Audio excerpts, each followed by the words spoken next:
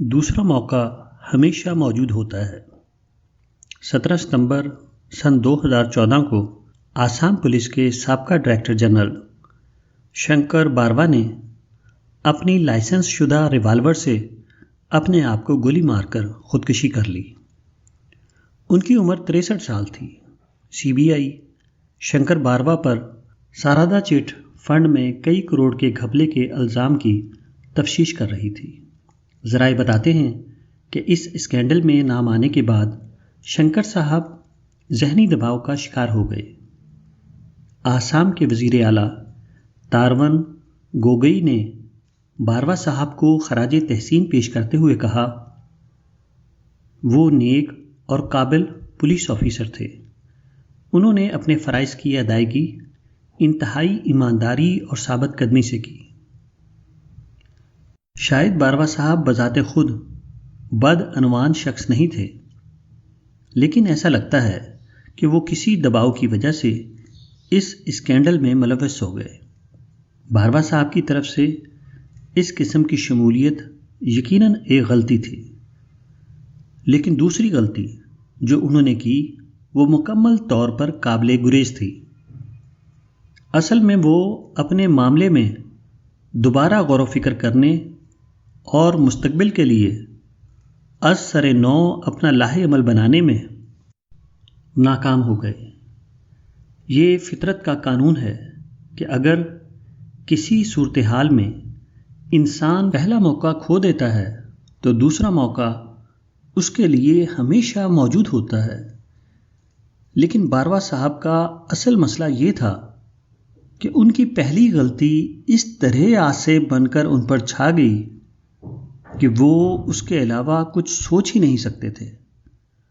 ان کا کیس عدالت میں جا سکتا تھا، وہاں وہ قانونی جنگ جیت سکتے تھے۔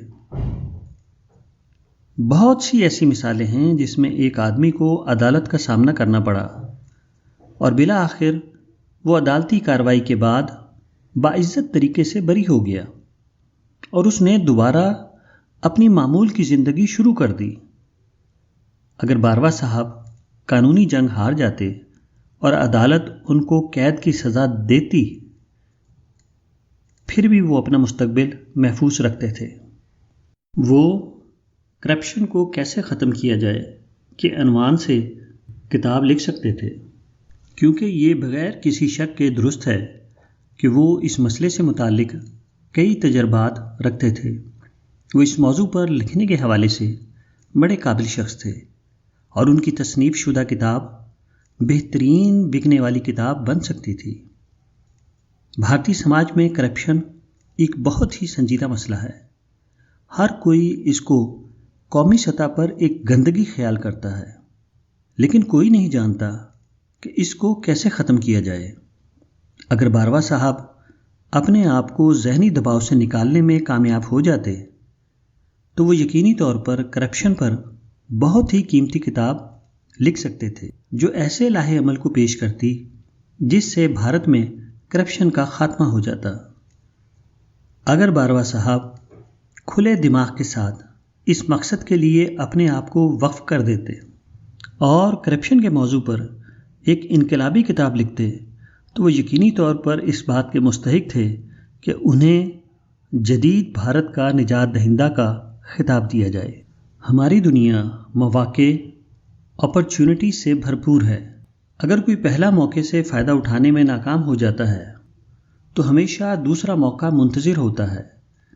اس کا استعمال کرنا انسان کو مایوسی کا شکار ہونے سے بچائے گا اور اسے اپنی زندگی کی منصوبہ بندی از سر نو کرنے کا موقع دے گا۔ وہ بہت جلد دریافت کر لے گا کہ دوسرا موقع کا استعمال ممکنہ طور پر ان نتائج سے بہتر نتائج دیتا ہے جو پہلا موقع کے استعمال سے مل سکتے ہیں۔